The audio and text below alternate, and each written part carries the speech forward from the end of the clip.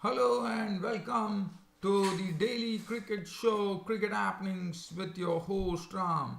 I know my throat has been a bit sore, but still, as you know, I love doing this cricket show. I am a crazy guy as far as cricket is concerned. So, even though my throat is a bit sore, I still love to talk. Let's get on with the game right now. So we are talking about the first day's play. Today this particular cricket show is going to be centered around the first day's play in the second Investec Test match between England and West Indies, which was played at Headingley, and it went as per the script, I would say. But the only thing was that it was not the England but West Indies dominating the whole day, with the West Indies bowlers taking full advantage of a very nice bowling track at Headingley. Headingley always have favoured the bowlers, as I told you yesterday in my preview, and that's what precisely happened. But full credit to the West Indian bowlers, especially Shannon Gabriel. I also told about Shannon Gabriel coming in and strengthening it. It happened, and there were the results. Shannon Gabriel really harried the England batsman for pace as he picked up 4 wickets, and he was well supported by Gabriel Roach, who also picked up 4 wickets. And the England innings were ground to 258 by 258 all out. But there was one silver lining for England, and the silver lining was the England captain Joe Root now holds the. In fact, he was dropped, but after that, it was a serene Joe Root, and Joe Root now holds the joint record for the most consecutive 50s in Test cricket, which is 12, which is held by A.B. de Villiers of South Africa, and now Joe Root and A.B. de Villiers are the ones who are holding the record together. So Joe Root will get one more opportunity in the second innings. If he makes a 50, he makes his 1350, he would have broken the record, and he would be the sole one holding the record. So that would be interesting to see. So that was the only silver lining for England, I thought. But other than that, and the West Indians were reduced to 19 for 1 at close of play on the first day. So I'll be talking about that, and we'll also look at some Natwest T20, Natwest T20. I think it was the quarterfinals which was going on between Surrey and Birmingham, and Birmingham actually pushed Surrey out of the Natwest T20. Natwest T20 Blast, and they have reached the semis, and the semi-final lineups have been decided in the Natwest T20 Blast, and if at all time permits, look at some other cricket news as well. But first, let's head off to the first day's play in the second Investec Test match, and let's hear the story here. Now, as far as this toss was concerned, the toss was actually won by England, so it was a good toss to win. In the morning, the sun was shining brightly. There was not much of a cloud cover, and Joe Root, the England captain, decided that his wards would actually bat first. So out came Alistair Cook and Mark Stoneman to open the innings, and one could discern from the way Gabriel Roach and Gabriel started, there was some juice in the pitch, no doubt about it. And finally, Shannon Gabriel was the one who picked up the wicket of Alistair Cook. And Alistair Cook was brilliantly held, I thought, in the slips by Kyle Hope of the bowling Gabriel for 11 with 2 boundaries. So that was a very quick breakthrough which was given by Shannon Gabriel. And Shannon Gabriel, as you know, he has real serious pace, no doubt about it. And he was the one who gave them the much needed breakthrough. So that was the first wicket. So Miguel Cummins Miguel Cummins sat out in the match, and also Miguel Cummins was not a part of the match as Shannon Gabriel came in. And then after that, we saw Stoneman play some nice strokes with Tom Westley joining him. And now it was the turn of Tom Westley's wicket, and this was done by Gabriel Roach. Now, we have seen that Tom Westley has been a victim of a straighter ball every time, and that was one of those deliveries that Gabriel Roach delivered, and Tom Westley was plumb in front. LBW bowled Roach for 3, which made the score a shaky 26 for 2. Once he was gone, Mark Stoneman was looking good with some very crisp shots that he played. But Kemar Roach got a beautiful ball. I mean, as he did it in the first innings, in the first test match, where he got a peach of a delivery. Now this time, another beauty of a delivery from Kemar Roach that just moved in a shade. And Mark Stoneman was gone, caught behind by Shane Davies behind the stumps. He was gone for 19 with 2 boundaries. And now the England, after winning the toss and electing to bat, were in real trouble at 37 for 3. Now we had 2 new batsmen at the crease with the top 3 dismissed. It was David Mallon and Ben Stokes. David Mallon and the captain Joe Root were at the crease. Joe Root was very lucky. In fact, he was dropped early in the piece, and had Joe Root gone, this England innings would have definitely been probably would have seen a different situation. But Joe Root was the one who was dropped. But after that, Joe Root had only probably one thing in mind, and that was to go and get his 12th consecutive 50 to actually hold the joint record with A.B. de Villiers of South Africa, which he duly did. At the other end, David Mallon once again looked very unconvincing, and then Jason Holder came into the attack and forced David Mallon to actually inside edge onto his stumps of a drive. He was gone, bowled by Holder for 8 with 1 boundary, which made the made the score look at 4 wickets. I mean, they had already lost 4 wickets at that stage, and now Joe Root was joined in by Jonathan Bairstow. Sorry, it was 71 for 4 when I think it was Ben Stokes who walked in to join Joe Root.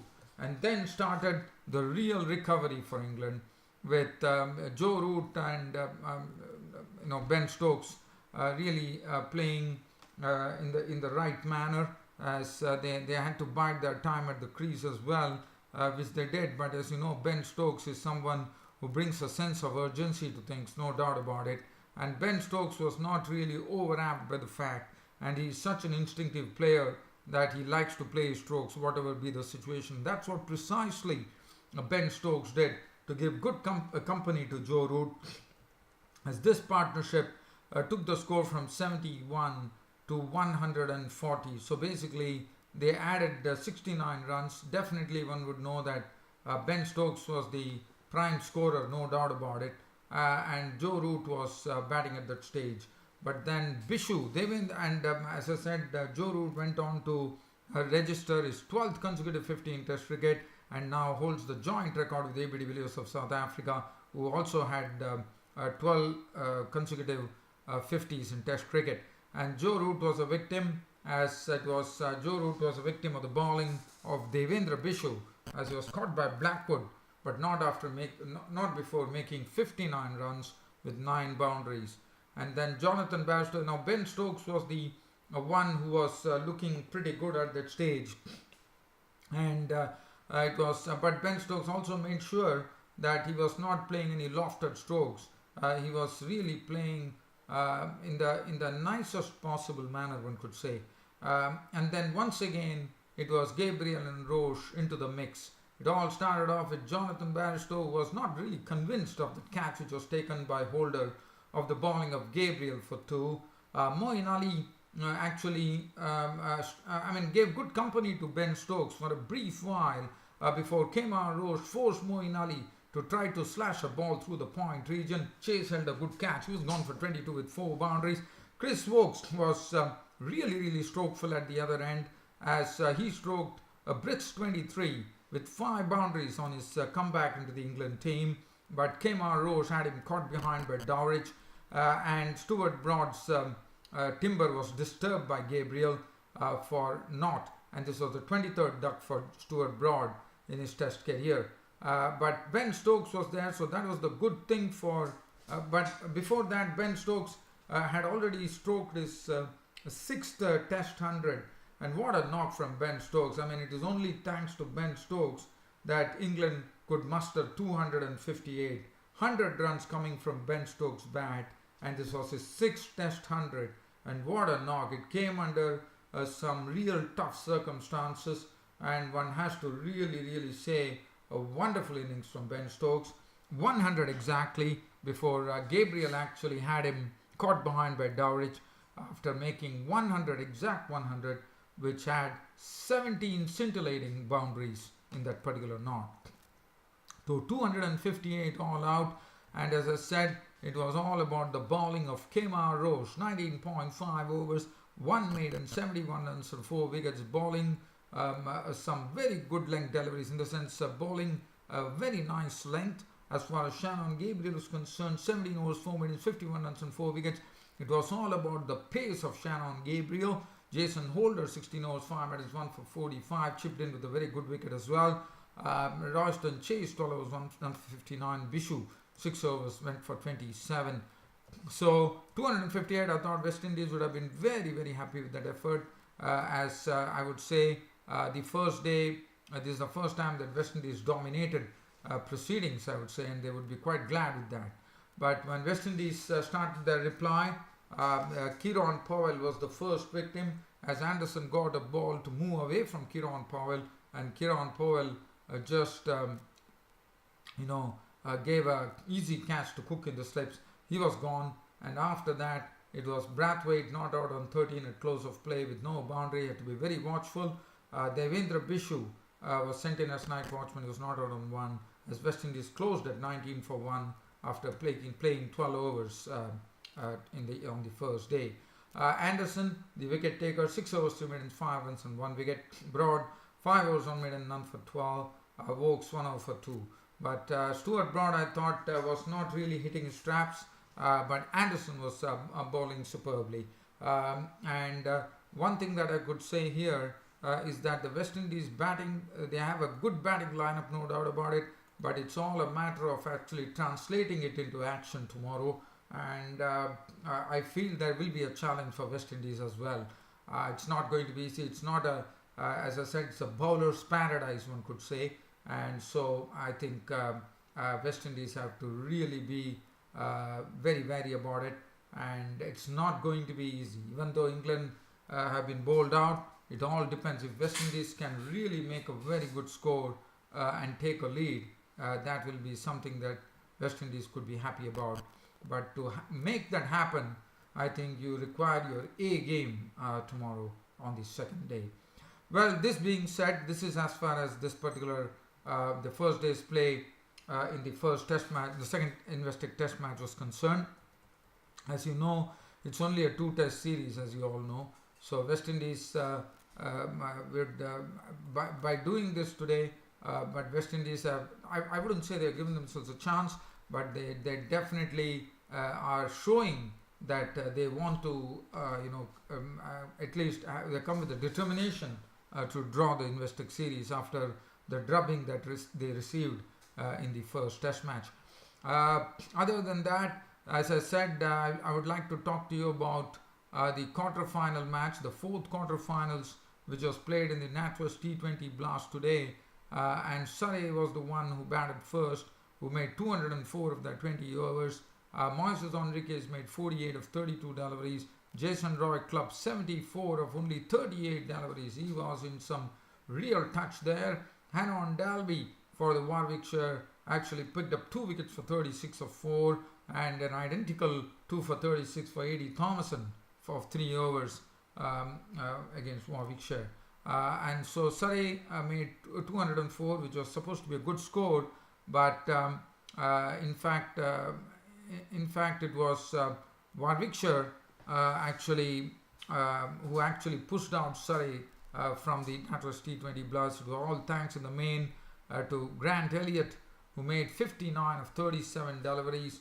He was not out. Granholm, this was the New Zealand pair, one could say. Granholm was not out from 39, and both the all-rounders did a fine job. From the Surrey side, bowlers Ricky Clark 256 and Meeker 1 for 37. But so Surrey has been pushed out of the Natwest T20, and in fact Granholm was the one who finished off the match in a real flash as he hit a 6 and a 4 of the bowling of Ricky Clark to put an end to the proceedings. And Jason Roy, what a knock. He had 74 of 38 balls, 7 fours and 4 sixes. And Grant Elliott's 59 of 37. There were 5 fours and 3 sixes. So that is as far as the Natwest. Let's have a look at the Natwest T20 Blast finals roundup, semi-finals roundup, which has been made. So Glamorgan will be taking on Birmingham. It will be interesting to see whether Glamorgan still would be sending Shahid Afridi as the opener who slammed 100 the other day. Hampshire will take on. Sorry, it is not. As far as Glamorgan is concerned, we are starting off Adam Litt, but Hampshire is the one that Shahid Afridi will be representing. So Hampshire will be taking on Nottinghamshire in the semi-finals. So the draw has been made after the conclusion of the last quarter final. So semi-final lineups: Glamorgan takes on Birmingham, who beat Surrey today, and Hampshire will take on Nottinghamshire in the semi-finals. So that is as far as that match is concerned. So I'm trying to see whether there is any other news that I could really speak about. Well, there's nothing really, dear fans, subscribers, to really look at. Thanks for your company and thanks for watching Cricket Happenings. This is your host Ram signing off this evening by promising you that I'll be back with the second day's play in the Investec Test match, where West Indies would have a challenge here, no doubt, on this very good bowler's wicket at Headingley in Leeds, where they would be taking on England on the second day. And well, this being said, it's time for me to sign off this evening. Thank you.